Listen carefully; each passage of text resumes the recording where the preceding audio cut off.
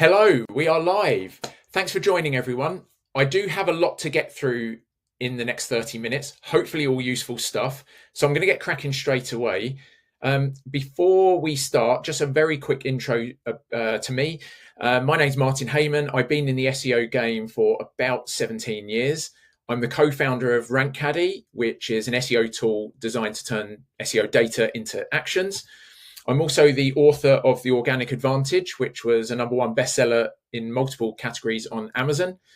And I've also had the pleasure of speaking at multiple events, the latest of which was the main stage at Brighton SEO on this very subject, actually. So we are obviously here to talk about Google Search Console. But before we get into the how-tos and the examples and things like that, I just wanted to talk a little bit about how people are misusing this, or probably a better word is underutilizing Search Console. So what I see as very common use cases is just checking graphs and metrics. So they just come in, have a look at what's going up, what's going down, and that's kind of all they use it for. Another common use case is just trying to get pages indexed or validating fixes without actually looking into what the underlying issues are in the first place and why those pages aren't being indexed. And then the other one is ignoring pages reports. These can be really powerful, especially for bigger sites. But a lot of people just don't even bother looking into these or actually dealing with what's going on until things are on fire, and then they start digging in. And that's a little bit like buying a top of the range air fryer, but only using it to reheat chips. All of those other buttons, not a clue. But Google Search Console can tell you so much more and do so much more if you just know where to look. And that's what we're here to talk about today. So we're going to look at these 4 examples. I've actually added a couple more as well. So we'll look at these. And these are just some examples of what Search Console can do. So hopefully this will give you some food for thought as well. So we'll dive in with the first quick win, and that is missing terms. And what I'm talking about here is query data, because some people do look at query data, but there's tons of potential opportunities here if you know where to look. So we're going to look at a few hypothetical examples first, and then we'll dig into a couple of real examples. So hypothetical examples like this, where things are potentially missing from the page or the site. So let's look at this one first.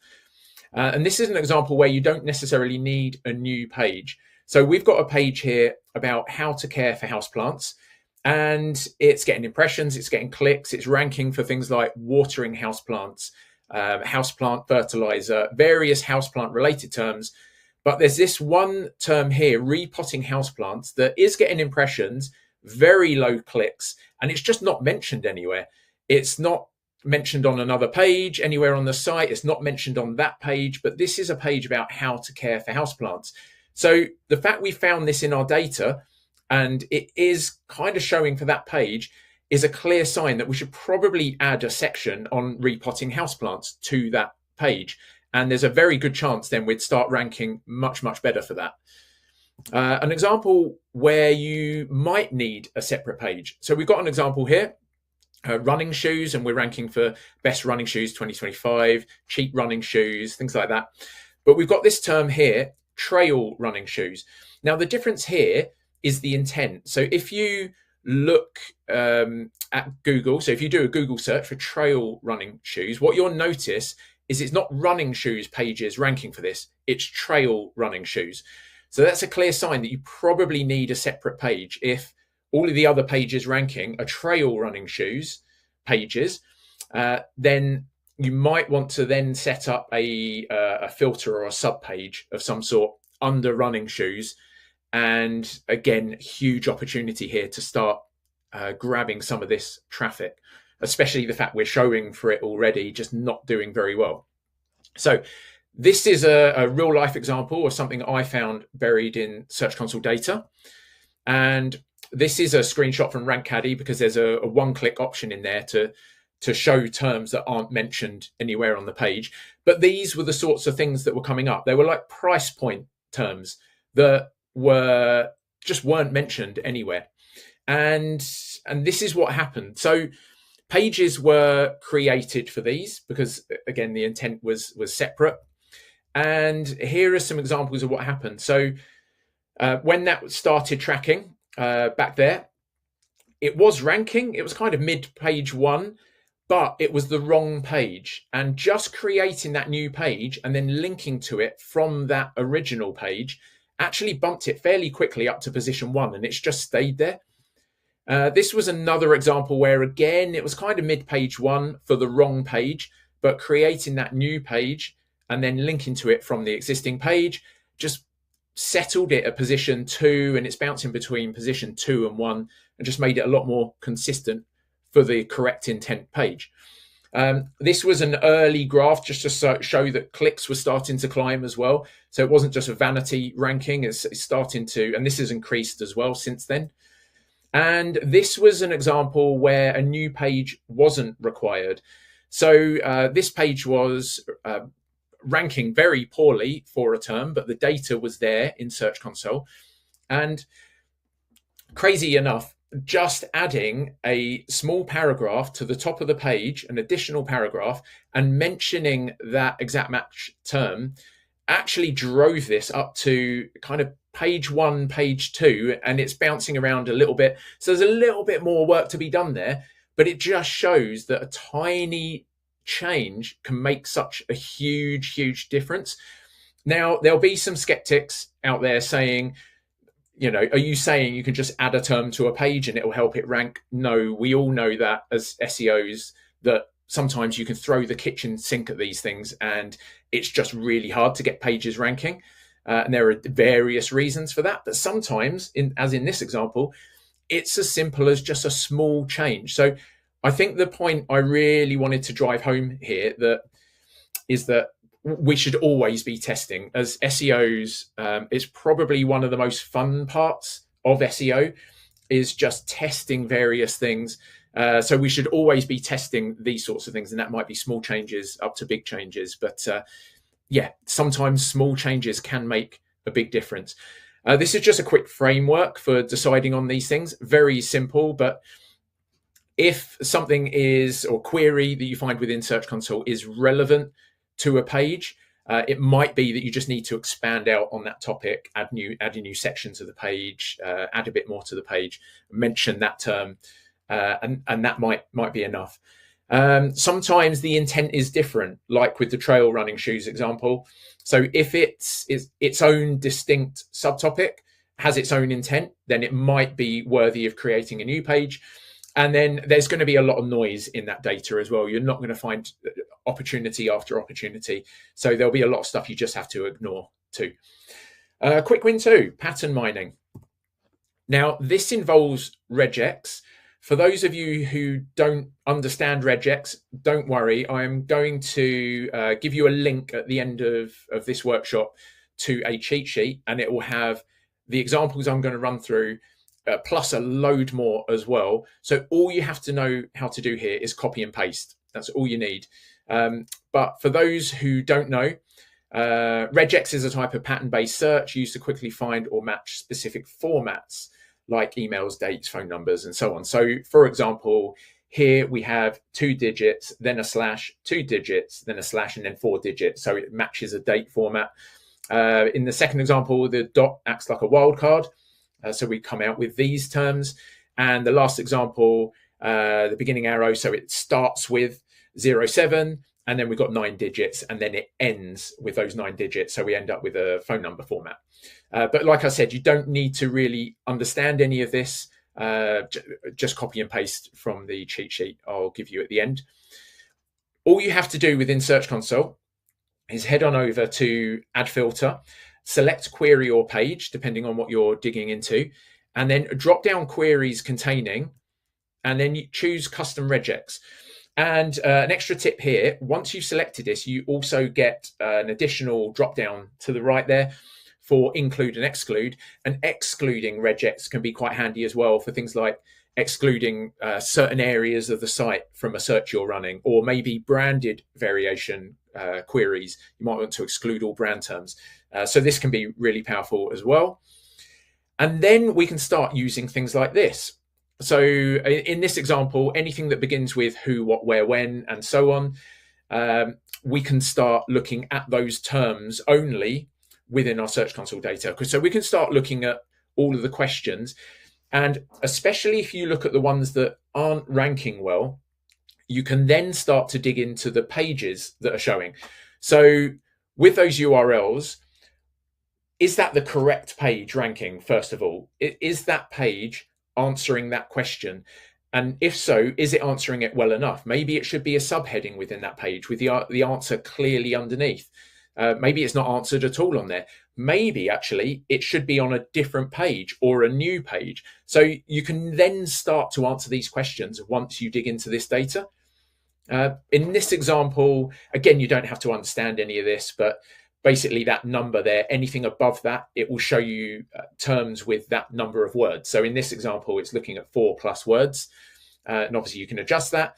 And this will start looking into long tail terms. And in theory, these are a lot easier to rank for. This can also potentially show you stuff that is AI conversational as well for AI search. So there's a lot of opportunities that you can potentially get within here as well to make sure you're optimizing correctly. Local searches, this can be really powerful for sites this is relevant to. So you can put variations of city names in there and start digging into, okay, what are we performing well for? What cities are we struggling for? What are maybe some cities that we didn't even think of, but we've put into our regex and we're just not appearing for, or we are appearing for, but just not doing very well because we haven't optimized or we don't have pages for, and so on. Comparison, so really good for e-commerce. So things like versus and compare. Another one, great for e-commerce, discount type terms and sales and coupons and so on. Again, e-commerce, great for e-commerce. So top review, comparisons again.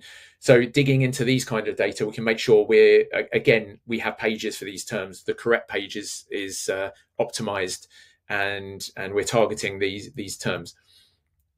And then one I mentioned earlier with the filtering, branded versus non-branded split. So you might want to put variations of your URL, your domain name, and your brand name in there, and just make sure you're excluding all brand terms so you can just get a cleaner non-branded data set. Seasonal intent, again, e-commerce. So things like Black Friday and so on. So these can be quite useful as well. And then this is an example of what I mentioned earlier in that specific example with the under price point type terms. So I know firsthand this can be a really powerful one for creating potentially new pages. This might look familiar. So again, it might be that you just need to add things to the page, expand out on the page, branch out on a new question, subtopic, and so on. It might be that actually has its own intent. It's a distinct subtopic. So you want to build a new page. And as before, there will be a lot of noise in that question data or e-commerce data, whatever it might be. So you just need to ignore a lot of stuff as well. A good opportunity to just mention, zero doesn't mean zero. And what I mean by this, I'm talking about search volumes here.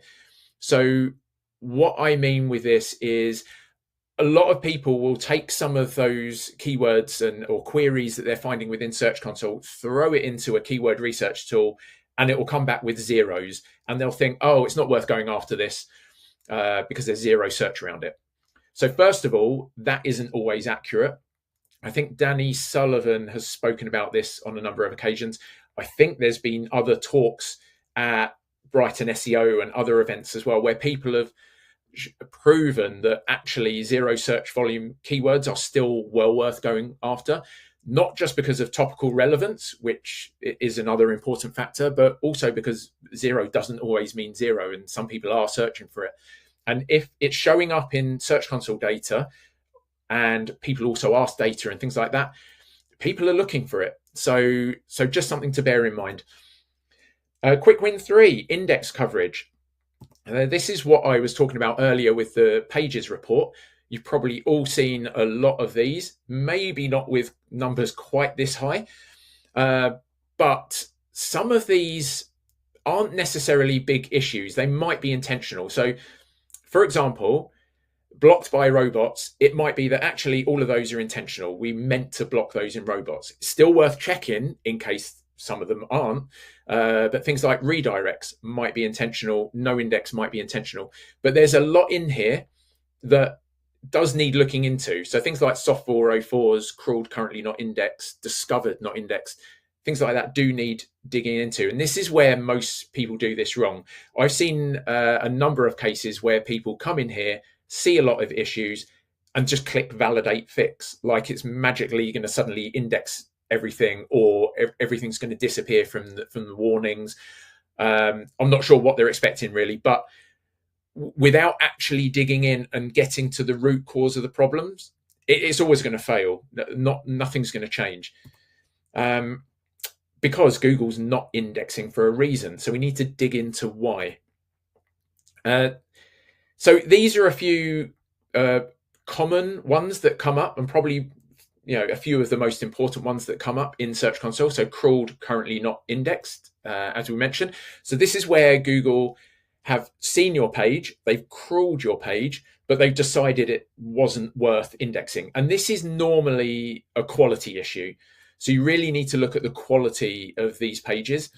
Soft 404, this is where Google thinks it's thin or irrelevant. So this is normally down to like near duplication or very, very thin pages. So it might be listings pages with nothing in it, or just one thing in it, things like that.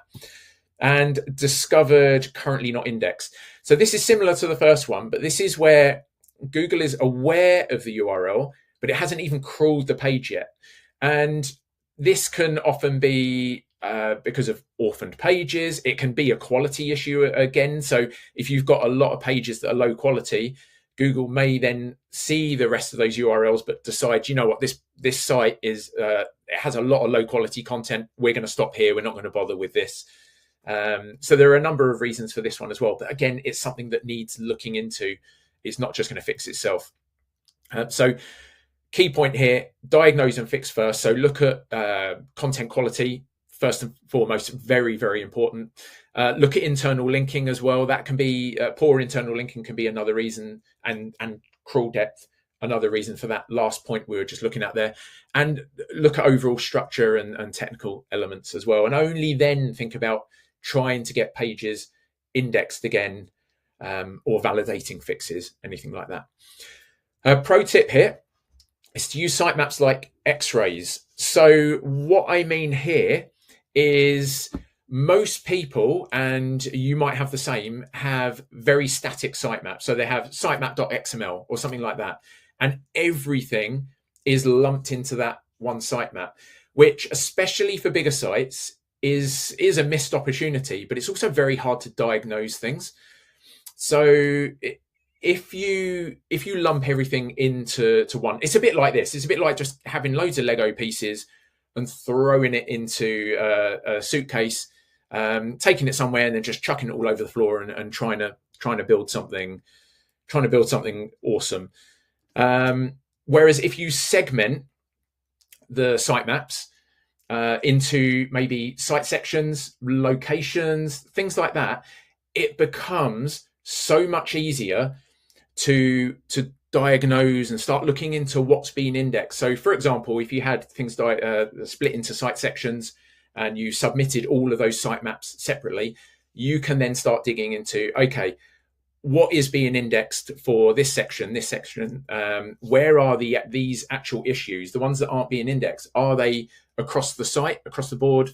Are they just within a particular subsection and actually there's problems specifically there? And that's when you can start digging into issues rather than just having this whole Lego mess situation. If you do segment them and have separate sitemaps, there are a couple of ways you can look at these. So you can click into the actual specific sitemap within Search Console and then click See Page Indexing. Or you can just go to the Pages area and you can hit this drop down here, which a lot of people don't even notice, and all of your sitemaps will be listed in there. And then you can start digging into specific sitemaps and looking at, okay, what's not indexed, what's indexed, what are the issues? So for example, here we can start looking into what's crawled, currently not indexed for just this sitemap, and start digging into specific examples and seeing if this is a core issue of why things aren't being indexed across the site. So something to remember, indexing issues aren't bugs, they're signals. So just fix what's broken, improve what's weak, and only then think about verifying or validating fixes. Really useful tool for this, Sitebulb. A lot of you may have heard of this or come across it or even be using it, but if you're not, this is by far my favorite auditing tool. It's especially useful because you can hook Search Console data into it as well.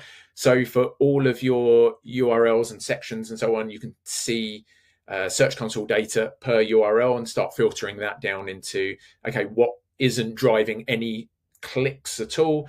And again, you can start looking for missed opportunities there based on your crawl data. But you can also look at things like site structure, crawl depth, internal linking issues, and so on. So if you haven't tried that, well worth looking at that. Okay, quick win number 4 is fixing content decay. Now, unfortunately, old content doesn't age like wine. We've probably all seen a graph like this at some point where things have just died off over time. We're not really sure why, and there can be a number of reasons for this, but quite often it is just good old-fashioned content decay. To find these, if you go to your performance data in Search Console, and you might want to do a comparison of 30 days on 30, or you might want to start with 90 days versus 90, and then just order by click difference and look at the biggest drops first. And these are your potentially decaying pages, the ones that have dropped off the most. This was an example screenshot from RankCaddy because it's a one-click option in there. And these are some real silent killers. So this is just another additional tip. If you then filter by the clicks from the last period that are equal to 0, these are the pages that were receiving clicks and now are receiving 0. Now, there might be other reasons for this. It might be that those pages are being killed off. It might be they've been no index for some reason. It might be they've been redirected. So it could be a number of reasons, but sometimes it can be just content decay and they've just fallen off to a point where they're just not getting traffic anymore. So these can be really, really quick wins if you can start regaining traffic to these, and sometimes just by refreshing that page and updating it, maybe even just giving it a complete overhaul, can start bringing some of that traffic back. So this is what that looks like when you've run that filter. And these are just some of the most common reasons for that decay. So those drop-offs are often caused by just where your content has gone stale. And this is just content decay. You've left it for too long. The second point here, outranked by fresher content from competitors. Again, just a symptom of content decay where people have just come in and overtaken you because they've got fresh content, you haven't, and it's just become a bit outdated and wearing away a little bit. And it might even be something like internal links have dropped. So I saw an example a few years back where an e-commerce company had a blog and it had some really good backlinks to it, and it had some great internal links from that blog to their main e-commerce categories. And they decided that the blog wasn't really offering value and it wasn't driving enough traffic, so they just deleted the whole blog. But because of all those internal links that were passing link equity, actually their e-commerce categories all dropped off. So they then had to look at restoring the blog, and it took ages for the traffic to come back and the rankings to come back to those e-commerce categories. So things like that could be an issue as well, and one of the reasons why things have dropped off. So just something to be aware of. Quick CPR checklist for pages like this. Probably the most important, refresh outdated info. So just look at what's already ranking on page 1 and just ask yourself honestly, is my page better? Would I want to look at my page over some of these ranking pages? If not, then go back to the drawing board and try and improve it. And then if it is, just look at improving facts, stats, examples, media, things like that. Maybe add missing queries and topics. So like from quick win number 1, look for opportunities there. It might be you've got some opportunities to expand out on some subtopics within that page, and improve internal links. Internal linking can be really, really powerful. So look for pages to link to from these pages, but also look for older pages and highly performing pages to link back from as well. And only then think about resubmitting or validating fixes, whatever you need to do. A few additional quick wins that are worth mentioning. Some of these you might be aware of, but I wanted to bring them up. The first one being high impressions, low click-through rates. You might have heard some people talking about this before. These are basically pages, so you order them in Search Console by impressions and then look for the ones or filter by the ones with low click-through rates. And then just ask yourself, okay, why does this have such a low click-through rate? And it might be as simple as improving the meta description or title tag, or both, is actually enough to start driving more clicks to that page. So this is quite a useful one to look into now and then. And then content improvements and rewrites. And this is pages, again, you can filter by this. These are ones that aren't ranking in the top few pages. So they're not ranking great, but they are still seeing impressions. So people are looking for them. And it might be that actually these pages are struggling. People are looking for them. We are being seen for them, but they might just need a bigger overhaul. So it might be that you really need to expand out on that page, or you need to completely rewrite it, or give it much more of an overhaul. So these can be good opportunities as well. And again, well worth looking into. And just remember, the hard part isn't the data. It's more so just making the time to actually dig in and use it. At this point, I just want to show you Rank Caddy quickly, because it is very relevant to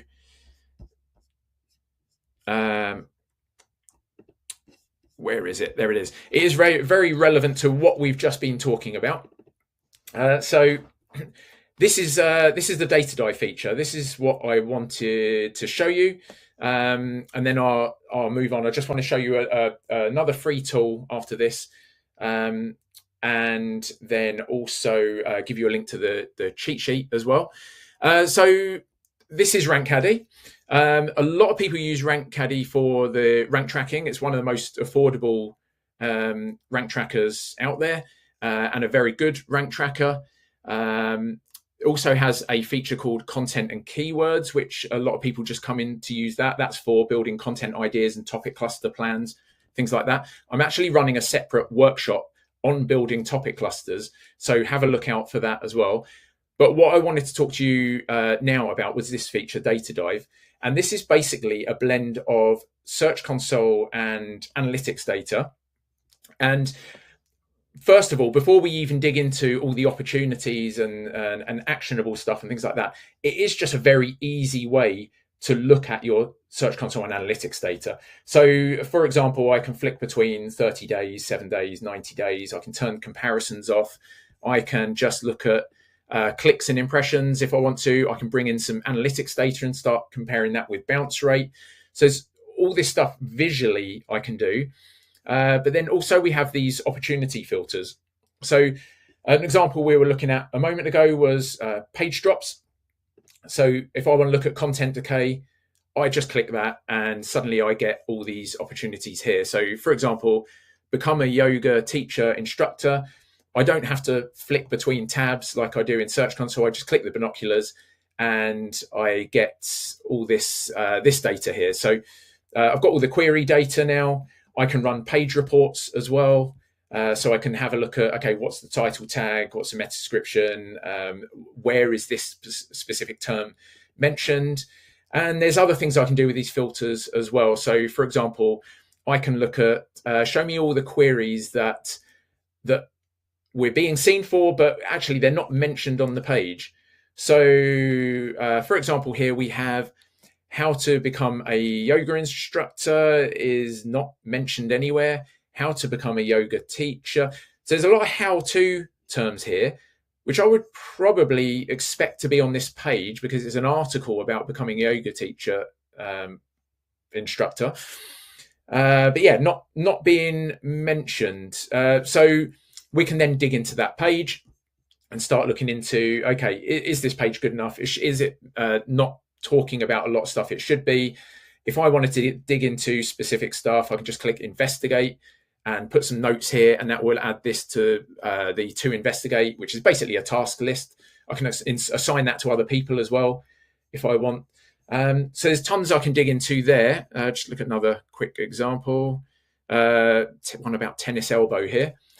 So again, I can start digging into, okay, what is potentially causing this content decay? We've got a lot of low-hanging fruit here, so I can look into that. Again, other opportunities here. I can also look into the ones that aren't mentioned. So this is a page about sports massage for tennis elbow, and tennis elbow massage for tennis elbow. None of these are mentioned in the content. This one is mentioned in the title tag, but so there might be, the content might be a bit lacking. So again, we can start digging into that. Something else that is also very useful here that some people miss, actually, we probably need to make this a bit clearer, but you can also flick over to keyword here and look at everything by query data. So again, some of these will look familiar because it's things we've mentioned. So things like long tail keywords, and we can start digging into, okay, what are the long tail keyword opportunities? Again, if I want to look at all of the queries for this page, I don't have to flick back and forth between tabs. I just click the binoculars and I can start digging into that page, generate a page report, start looking into what opportunities there are there. Other filters, low-hanging fruit, another one we didn't touch on as much, but we've got a ton of low-hanging fruit opportunities here. Again, we can dig into. Popular, this is actually a really powerful one. So we pre-filled this with some popular filters. So things like best, reviews, versus, templates, examples. But you can also add your own in here. So you can basically do any of the regex stuff we've been talking about just within this filter here and then run that. So that's a really useful one. And then questions, not ranking, obviously another one we mentioned as well. So again, I can start digging into these. And it might be that actually this isn't being answered properly on this page. Let's add that as a task or just do it straight away. So hopefully that gives you an idea of the power of what this can do. And if you can just integrate this into your weekly or even monthly processes, there's so many more opportunities for traffic that you can get just from tackling this sort of stuff. Okay, right, back here. Before I share the link to the cheat sheet, if you do want to give Rank Caddy a try, it's normally a 14-day free trial, but anyone on this workshop can get 30 days. So if you just go to that bit.ly link, that will take you straight to the sign up, but it will automatically give you 30 days instead of 14, just so you can have a proper dig and a proper play with it. And if you've got any questions while you're using it, just let me know. A free tool I wanted to mention, Quick Console. So I have access to a lot of Search Console properties, and to be honest, it was driving me mad having to flick between each one just to see how things were performing. So I built this dashboard, and you can just hook it up to, it's 100% free. Just hook it up to your Search Console, choose the properties that you want to prioritize. You can reorder them in priority order, and you've just got a dashboard there you can have bookmarked or open all the time or on a big screen, and it will just show you this, and you can click these and turn things on and off as well, and it will show you comparisons to the previous period. You can flip between, again, 90 days, 30 days, 7 days. So really useful, totally free. Feel free to give it a try. Let me know if you've got any feedback. So hopefully that's useful. The cheat sheet that I mentioned, so it's got a number of Google Search Console tips in it, as well as all the regex we spoke about, and then just a couple of links as well to things like Quick Console. And that is basically the end. We've just gone a little bit over time. If you do have any questions about Search Console, about Rank Caddy, about Quick Console, anything, or even just SEO related, you just want to bounce some ideas off someone else, because sometimes that's quite handy if you've got something you're struggling with. Messages are open. So I'm trying to stick to LinkedIn these days because there's just too many social platforms. So connect with me on LinkedIn, message me on there if you want to. If you want to stick with good old fashioned email, martin@rankcaddy.io. And yeah, get in touch. I really hope that was helpful. And yeah, best of luck. And thanks again for joining. See ya.